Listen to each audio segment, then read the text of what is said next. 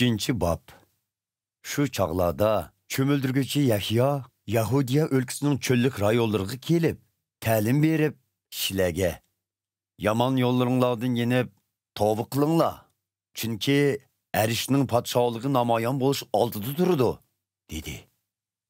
Çömüldürgücü Yahya ilgiri Yaşaya peygamber tılgı algan kişi bulup, o mundaq degen. Bayavanda bir kişi, dilinglarni Rabbimizning kelishiga tayyor qilinglar, uning yo'llarini tuz qilinglar, deb to'g'laydi. Yahyo payg'ambar to'gi yungidan kiyim kiygan, beliga ko'n tasma bog'lagan edi. Yaydig'ini chekatga bilan yavo hara hasli edi.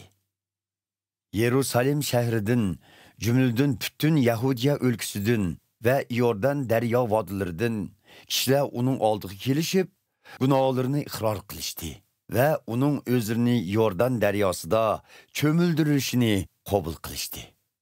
Parisi va Saduqi iqimliklardanmi ko'plagan kishilarning cho'mildirishni qabul qilg'ili kelganligini ko'rgan Yahyo payg'ambar ularga: "Ey soxtipaz ilalloh, tavba qilmay, Xudodan keldigan g'azabdan qechib qutulish uchun cho'mildirishni qabul qilayli deganinglar qanday gap?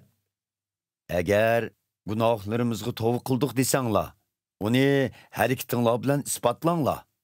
Uning ustiga o'zinglarcha biz Ibrohimning avlodi bo'lganligimiz uchun Xudo gunohlarimizni cho'qim kechirdi deb o'ylab yurmanglar. Chunki sizlarga aytib qo'yayki, Xudo bo'miz Ibrohimga mushu tashladimmi farzandlarni yoritib beralaydi. Palta daraxtning yiltizga yaqinlashgandek Xudoning g'azabi endi sizlarga yetib kelish oldida yaxshi meva bermaydigan daraxtlar kesilib, o'tqa tashlandi. Men sizlarni qilgan tovanglar uchun suvli cho'mildirman.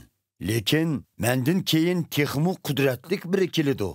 Men hatto uning oyig'ini ko'tarishga loyiq emasman. U sizlarni muqaddas ruhga ham o'tqa cho'mildirdi.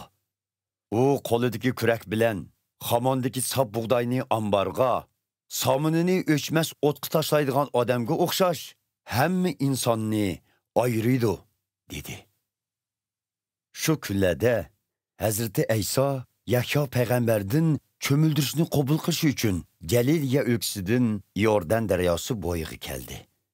Biroq Yahyo payg'ambar uni cho'mildirishga unumay: "Sening mening oldimga kelganing nemisi?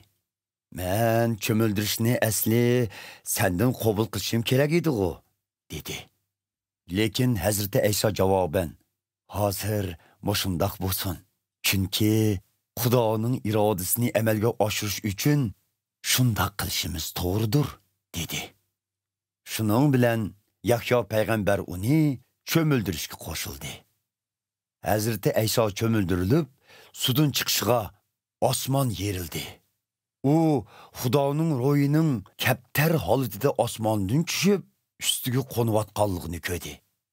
Ondan arishdan Xudoning: "Bu mening sevimlik o'g'lim, men uningdan xursandman" degan ovozi anglandi.